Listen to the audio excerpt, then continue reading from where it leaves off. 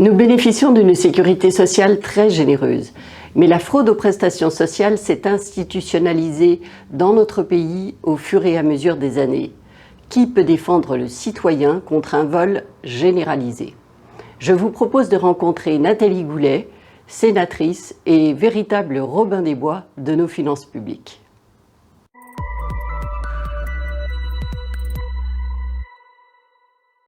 Nathalie Goulet, bonjour. Bonjour.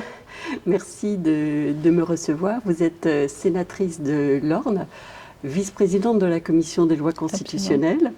Et vous aviez été en 2013, après l'affaire Cahuzac, chargée notamment d'étudier tout ce qui était évasion et le rôle des banques et des établissements financiers dans l'évasion des capitaux. Voilà. Et là, c'était en octobre 2019, le Premier ministre Édouard Philippe vous a demandé de rédiger un rapport pour lutter contre les fraudes aux prestations sociales. Et vous l'avez rédigé avec Carole Grandjean, voilà, députée de Meurthe-et-Moselle et membre de la Commission des affaires sociales. Absolument. Voilà. Absolument. Avec un tel palmarès, je voulais demander si lutter contre un vol à si grande échelle était, à votre avis, une utopie ou un objectif atteignable? Moi, je pense que c'est tout à fait atteignable. Mais je voudrais apporter en début de cet entretien, d'abord vous remercier d'avoir pris le temps de venir ici, parce que c'est vrai qu'avec nos agendas un peu compliqués, l'ajustement du rendez-vous n'a pas été simple, et donc merci d'être là aujourd'hui. Et puis, vous dire qu'on ne peut pas opposer la fraude fiscale et la fraude sociale. Parce que lorsqu'on parle de fraude sociale, certains pensent qu'on fait la chasse aux pauvres, la chasse aux émigrés, etc. Or, que ce soit la fraude fiscale ou la fraude sociale, il s'agit de fraude aux finances publiques. Dans les deux cas, avec une différence. La fraude fiscale, c'est de l'argent qui ne rentre pas. La fraude sociale, c'est de l'argent qui sort tous les mois. Et ça, ce n'est pas tout à fait la même chose. Et en termes de montant, il ne faut pas considérer que la fraude sociale est une fraude anecdotique, c'est une fraude dont les montants sont extrêmement importants. Ils sont sous-estimés, mais ce sont des montants très importants. Donc ça, il faut bien comprendre que, ce n'est pas une fraude la fraude sociale n'est pas une fraude de pauvres, c'est une fraude en réseau organisé. C'est pas non plus une chasse aux émigrés, mais il se trouve que des réseaux utilisent la porosité, le manque d'organisation de nos systèmes pour le piller, je vois pas d'autres mots. Voilà. Et la fraude fiscale est à la même enseigne, on y lutte de la même façon dans cette maison. Lutter contre les fraudes aux prestations sociales, c'est voler vraiment tout le monde, parce que les prestations sociales, tout le monde la paye, c'est le biais de la CSG, contribution sociale généralisée, c'est la CRDS, contribution pour le remboursement de la dette sociale, donc en plus ça ne cesse de se creuser. Le budget de l'État, c'est 43% des Français qui contribuent, en tout cas par l'impôt sur le revenu, qui représente un peu plus de la moitié du budget. Oui, mais si vous voulez, très simplement, l'argent du ministère de l'économie, l'argent du ministère des Affaires sociales, et l'argent qui est ponctionné dans nos prestations, c'est la même caisse, c'est-à-dire c'est de l'argent en moins pour les infirmiers, on a vu qu'on en avait besoin, c'est de l'argent en moins pour notre système de couverture, c'est moins pour les hôpitaux, c'est le même argent. C'est le même argent. Donc qu'on considère en termes de cotisation, qu'on considère le vol ou le détournement de prestations qui devraient servir à autre chose, le résultat est absolument identique et c'est la raison pour laquelle la lutte doit être déterminée. Tout à fait. Et à votre avis, d'où vient cette fraude, des déclarants ou de l'organisation du système lui-même? Alors il y a plusieurs choses. Il y a d'abord l'organisation du système, qui a beaucoup de mal qui est très cloisonnée, qui est un peu en tuyau d'orgue, où les données ne sont pas échangées. D'accord. Nous, on avait préconisé, Carole Grandjean, le système belge, la Banque Carrefour de sécurité sociale, où là, il y a une parfaite harmonisation et un échange de données parfait, à objectif limité, tout à fait extraordinaire, qui réduit la fraude pratiquement à zéro, puisqu'en réalité, le numéro de sécurité sociale étant le même, il n'y a pas de possibilité de fraude avec les échanges de données. Ça, c'était très important. Donc il y a le système. Et puis après, il y a l'usage qu'on en fait. C'est-à-dire un mauvais contrôle des identités, avec une fraude à l'identité très importante. Un mauvais contrôle de la domiciliation. Vous pouvez vous déclarer en couple à Marseille, célibataire à Lille et je ne sais pas quoi, et pacsé à Lyon et percevoir des prestations auxquelles vous n'avez pas droit. Et comme tout ça ne connecte pas, voilà. Et puis, parce qu'il faut quand même le dire, ce n'est que très récemment qu'on a voté, mais dont l'application n'est pas encore certaine, un lien entre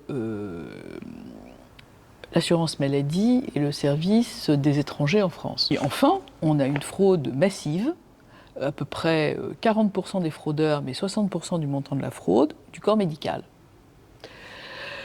Du corps médical qui facture plus que prévu, des infirmiers qui facturent plus que prévu.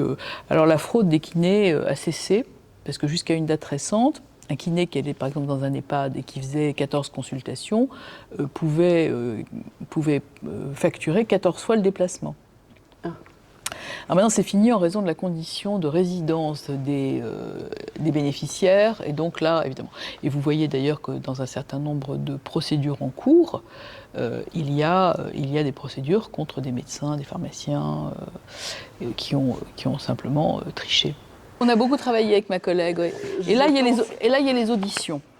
C'est ça, donc, mais vous l'avez rendu public d'ailleurs. Oui, oui, bien sûr. Il est en ligne, donc chacun peut... J'attends avec impatience d'ailleurs que le ministère de la Santé le mette en ligne sur son site, parce que c'est un excellent travail. Donc je m'adresse à Olivier Véran, et s'il pouvait avoir l'obligeance, et à Olivier Dussopt, s'il pouvait avoir l'obligeance de mettre notre travail sur le site pour qu'il soit encore plus accessible, j'en serais absolument ravie, ce serait absolument légitime.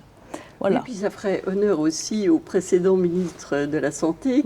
Vous avez demandé, Agnès Buzyn, en même temps que Édouard Philippe, de réaliser ce rapport. Oui, c'est un peu totem et tabou, la fraude sociale. Oui, c'est ça, c'est ça. Mais donc, nous, on est arrivés vraiment à des points vraiment précis, et il faudrait que le public soit plus conscient de cette fraude aux finances publiques et cesse de faire un lien tout à fait abusif avec une chasse aux pauvres ou une chasse aux émigrés. Justement, en fait, dans ce rapport, vous décriviez très bien le système belge qui existe en fait depuis 1990. Oui.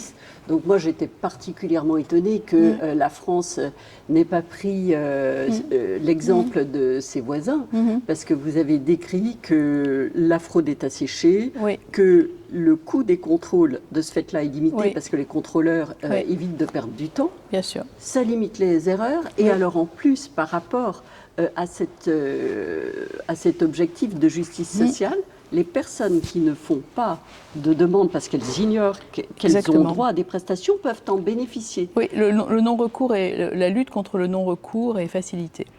Donc ce système a vraiment tous les avantages, mais simplement ce serait un grand coup de pied dans la fourmilière de l'organisation française, puisque vous avez parmi les failles du système, comment on veut dire ça, un système endogène de nomination, n'est-ce pas ? Vous avez des gens qui d'abord dirigent l'INSEE, puis sont dans un cabinet ministériel, puis dirigent telle et telle branche de la sécurité sociale, puis retournent dans un cabinet ministériel, etc. Donc vous avez un réseau de dirigeants de ces caisses qui sont à peu près toujours les mêmes, qui ne jouent pas « je te tiens, tu me tiens » par la barbichette, mais qui néanmoins se couvrent volontiers. Je vais vous donner un exemple. Hein, parce qu'on est entre nous. Nous sommes bien entre nous. Nous sommes entre nous, mais ce sera public. Nous sommes entre nous. Nous sommes entre nous, c'est ce que je voulais dire. On est d'accord. En 2013, l'IGAS, qui est l'Inspection Générale des Affaires Sociales, a rendu un travail sur l'assurance maladie et a trouvé dans les comptes un peu plus de 8 millions de cartes vitales en trop. C'est pas moi qui le dis, c'est le rapport de l'IGAS qui est au rapport que vous avez, qui est dans ce rapport-là, qui est un rapport officiel de l'IGAS. Bon, tout à fait. Un peu plus de 8 millions de cartes vitales en trop. Vous êtes un chef d'entreprise, vous avez 8 millions de clients en trop, où vous avez 8 millions de clients en moins, à un moment... Vous vous affolez. Vous vous affolez. Eh bien, pas du tout. Pas du tout. Le responsable de l'assurance maladie de l'époque s'est pas affolé du tout. L'affaire est passée totalement inaperçue. Entre deux, il est devenu directeur de cabinet d'Édouard Philippe et il a fait quelques autres postes. Ah, tout va bien. Mais tout va très bien. Tout va très très bien. Voilà. Et donc, avec les calculs qu'on a fait avec Carole Grandjean, nous on était arrivés à 5 millions de cartes vitales en trop. Oui, c'est ce que j'ai vu. Et vous disiez d'abord qu'il y avait un communiqué commun du 5 septembre 2019, si ma mémoire est bonne, oui, entre l'INSEE et les différentes caisses sur 5 millions de cartes surnuméraires. Voilà. Invraisemblable. Et alors, vous savez, il y a un vieux proverbe populaire qui dit qui veut trop prouver ne prouve rien. En essayant de démonter notre calcul, tous ces organismes nous ont quand même donné raison. Voilà. Donc, ensuite, il y a une commission d'enquête à l'Assemblée nationale qui a pris le relais, puisque nous, on n'était pas arrivés au bout de nos prestations. Et d'ailleurs, ils n'ont pas fait mieux que nous. En fait, ils se sont beaucoup inspirés de notre rapport. Mais on est arrivé au même... et si vous regardez les auditions des responsables à l'Assemblée nationale, c'était absolument terrifiant. La directrice de la Sécurité sociale, qui est une jeune femme tout à fait charmante, a commencé à dire qu'il y avait 2 millions de cartes vitales en trop. Et puis le lendemain, elle a fait un communiqué, alors qu'elle était sous serment, disant qu'en fait, il y en avait 800 000. Enfin, c'était Mary Poppins, quoi. Dans la nuit, elle a fait disparaître des cartes vitales en surnuméraire. Tout ça pour vous dire que tout ça ne fonctionne pas. Voilà. Et on vote chaque année des dispositifs qui ont beaucoup de mal à être mis en place. Par exemple, le répertoire commun, etc. Bon, ça fait 3 ans que l'Assemblée nationale et le Sénat ont voté la mise en place d'un répertoire commun. Pour cette mise en place du répertoire commun, il y a un article 80 de la loi de finances de sécurité sociale d'il y a 2 ans, de l'année dernière, encore cette année, qui demandait un rapport. Le rapport vient d'être remis, c'est-à-dire qu'il faut 3 ans pour ajuster les répertoires. Donc on a un mauvais usage. On a un mauvais usage des données. Voilà. Mais là, j'ai l'impression, dans ce que vous me dites, que finalement, c'est l'administration qui finalement ne met pas en place. Et vous êtes la représentation nationale avec vos collègues députés. Bien sûr. Donc comment est-ce que les citoyens sont défendus si vous ne pouvez pas essayer de sécuriser le système? Ce sont les finances publiques de tout le monde. Eh bien, lorsqu'on fait ce type de constatation, c'est Madame Le Pen qui s'en empare et qui fait sa communication là-dessus. Alors qu'en réalité, la fraude aux finances publiques, soit sociale ou fiscale, est un sujet républicain. Ah, tout à fait. Et que le fait d'en faire un sujet lié, comme je vous ai dit, soit une faute de pauvres, soit une faute d'immigrés, ce que ce n'est pas. Ce n'est pas, je le répète, perd de sa pertinence. Mais moi, je vois très bien sur le terrain l'agacement, parce que tout le monde a quelqu'un ici ou là qui carotte, si j'ose dire, un peu de prestations par ici ou par là. On a un énorme problème de fraude transfrontalière aussi, et puis c'est ajouté à ce magma que je vous ai décrit rapidement, mais si vous voulez, c'est assez simple. D'abord, on a un mauvais usage des données, puisqu'elles ne sont pas échangées. Bon. Ensuite, on a un système extrêmement généreux qui fonctionne sur le déclaratif. Tout à fait. Bon. Autrement dit, je préfère avoir 40 ans que 60 ans, c'est une évidence. Donc quand on vous demande de déclarer, vous déclarez ce qui vous...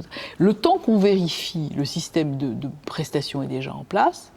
Donc, une complexité, un mauvais échange de données. 2, du déclaratif, c'est pourquoi le dites-le nous une fois sera tellement important, c'est pour ça que ce qui se passe en Belgique est tellement important.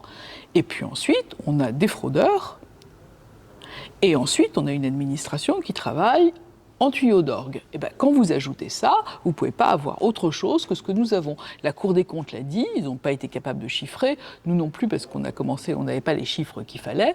L'Assemblée nationale n'a pas fait mieux que nous, mais enfin, il y a à peu près entre 740 et 780 milliards de prestations versées, sans compter le chômage partiel, dont on reparlera peut-être. Oui. On compte un bon 10% de fraude. La Cour des comptes a dit assez récemment que si la fraude était asséchée, les comptes seraient plutôt à jour, ce qui n'est pas le cas aujourd'hui. Voilà, donc c'est un système qui n'est pas viable pour notre système de couverture. Absolument pas viable. Oui, tout à fait. Et à mon avis, les actions peuvent être menées de façon beaucoup plus efficace. Mais encore une fois, le poids de l'administration centrale là-dessus est terrible parce que ce n'est pas les rapports qui manquent, y compris des instances de contrôle interne. Ils ont déjà fait beaucoup de travail. Mais alors, quelle est la responsabilité des administrations mais ça, c'est c'est une très grande question. Je vous parlais de ce directeur qui a trouvé dans ses comptes 8 millions de cartes en trop. Il n'a aucune responsabilité. Et moi, Carole Grandjean et moi, nous avons prôné la responsabilité des dirigeants. La responsabilité des dirigeants, mais pour l'instant ça ne se fait pas. Mais il est parfaitement évident qu'il doit y avoir une responsabilité à l'égard des finances publiques qui pourrait être la dilapidation d'argent public. C'est tout à fait entendable. C'est tout à fait entendable. Oui. Ouais. Et alors donc, on parlait de ce fameux communiqué commun où il y avait donc 5 millions de cartes vitales en surnuméraire, 8 d'après... en 2013, 8. En 2013. Et est-ce qu'il y a moyen d'aboutir à des cartes vitales sécurisées, une puce, un code, comme dans les cartes bancaires? Alors on commence. On commence avec des cartes biométriques. Il y a plusieurs départements qui sont maintenant qui font l'objet d'une expérimentation. Et donc je pense qu'on peut avancer. Là aussi, il faut nourrir le terminal de l'assurance maladie. La photo, ça suffit pas pour empêcher la fraude, parce que les pharmaciens sont pas là pour contrôler.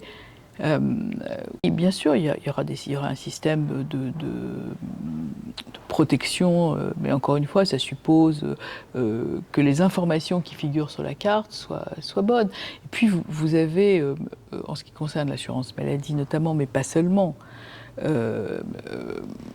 vous avez une carence de cet échange de données dont je vous ai parlé à différentes reprises. Donc, ce que vous allez mettre comme information sur la carte vitale, c'est ça qui compte.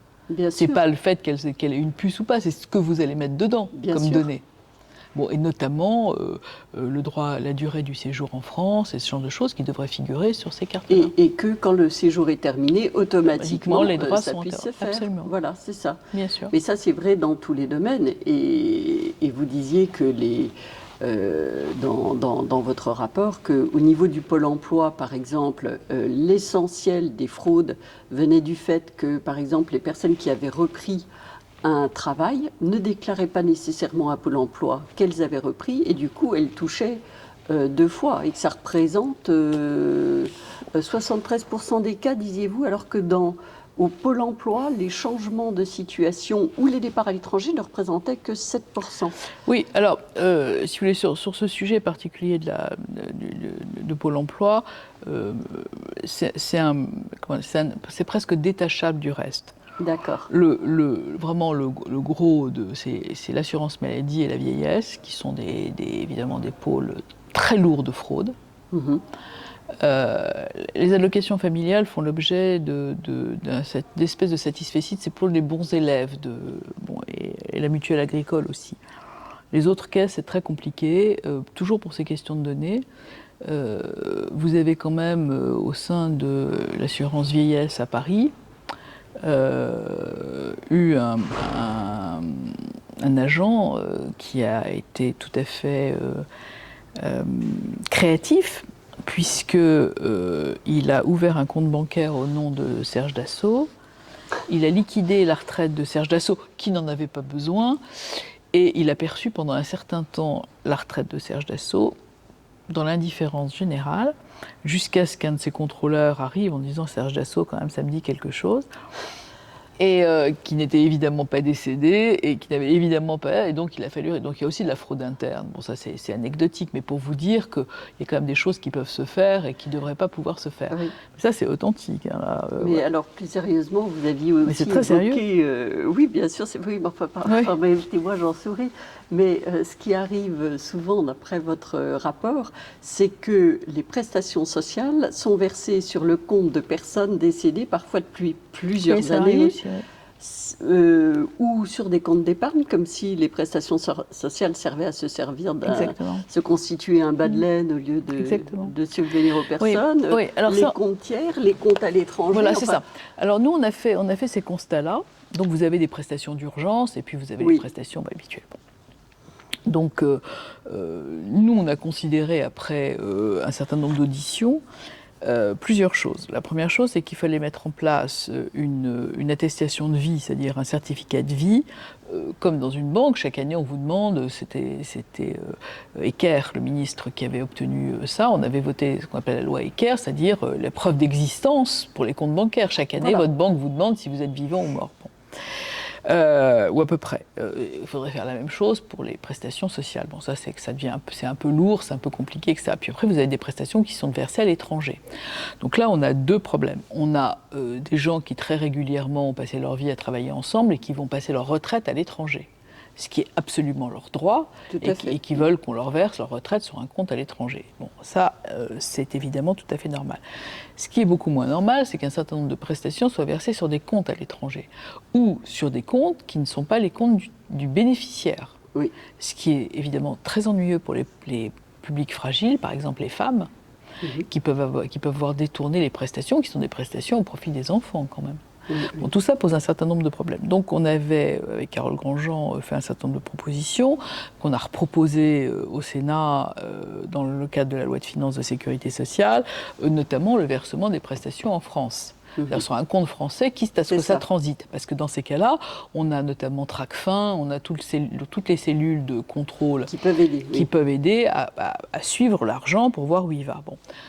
Malheureusement, ça n'a pas survécu à la navette. Bon, mais on le replacera l'année prochaine. Voilà. Donc ça, c'est des sujets assez intéressants. Alors c'est marginal par rapport à la fraude, mais c'est existant. Et puis, vous voyez, ce sujet qui avait l'air anecdotique et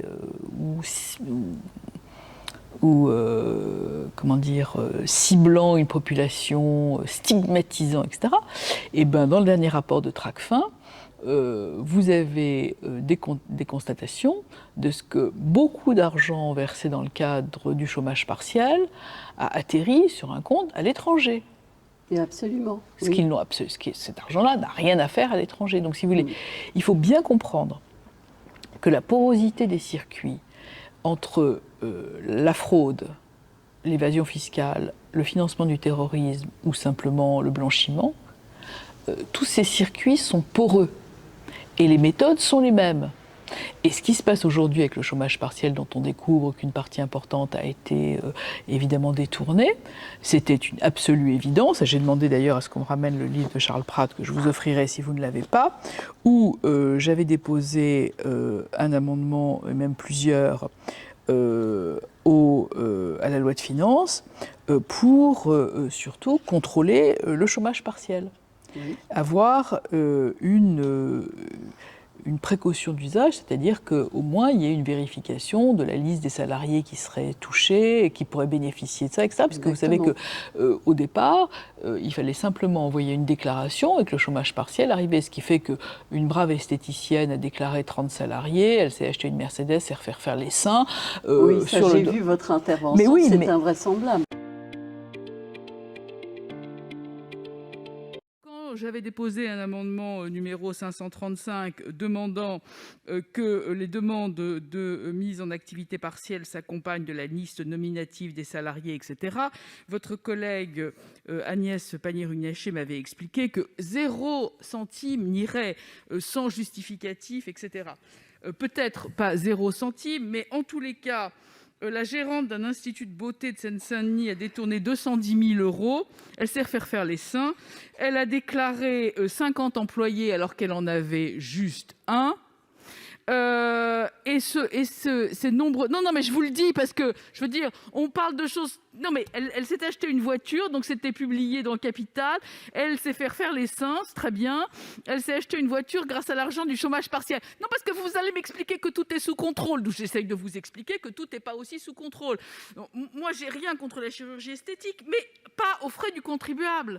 Bon, et pas alors qu'on est dans une période de crise où les gens en ont besoin.